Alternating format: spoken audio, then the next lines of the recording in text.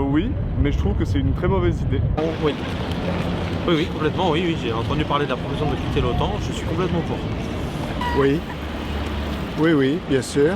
Oui, j'ai entendu parler de cette proposition et je suis en total désaccord avec cette proposition. Je pense qu'elle veut quitter tout, non? L'Europe, l'OTAN, je sais pas. Tout à fait, oui. Ça a été une proposition qui effectivement est une proposition en apparence facile à exécuter, mais c'est un peu plus compliqué de quitter l'OTAN. On va dire l'OTAN, c'est ce qui permet une protection de manière globale, on va dire tout autour de chaque pays qui veulent collaborer ensemble.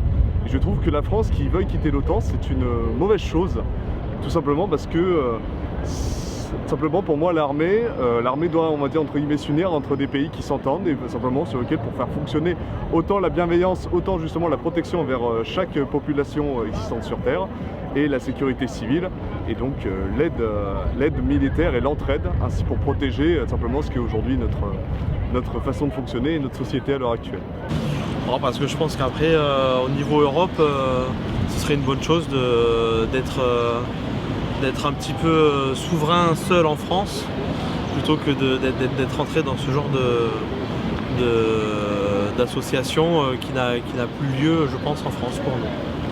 Ah bah moi je suis tout à fait en désaccord parce que l'OTAN c'est un organisme qui nous protège, nous le monde occidental. Voilà. Donc je pense que ce serait une mauvaise décision qui ajouterait au désordre du monde.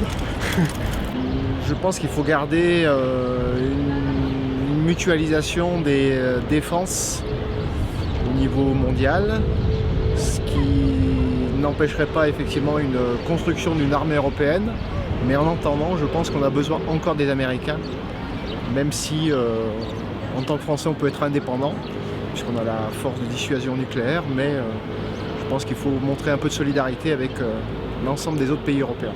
Alors je sais que le général de Gaulle, lui, avait quitté l'OTAN parce qu'il trouvait que c'était important que la France ait son indépendance militaire, mais moi je trouve qu'on est plus...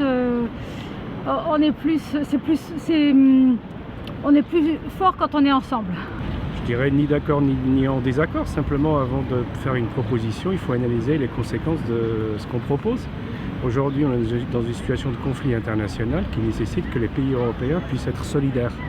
Or, le seul outil militaire existant et cohérent actuellement, c'est l'OTAN.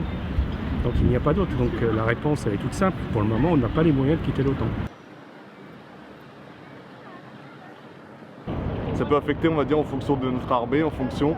Nous, on peut avoir normalement du soutien de la part d'autres personnes si notre armée n'est pas assez forte, même si je pense qu'en soi elle est très forte, notre armée française. Et je trouve qu'en gros, ça peut être vraiment une...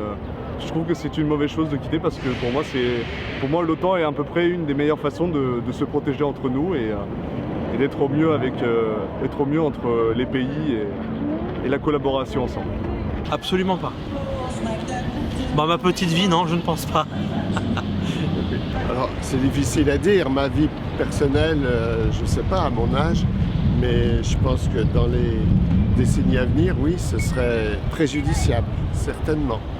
Ma vie personnellement non, mais ça me déplairait de savoir qu'on est un peu isolé effectivement.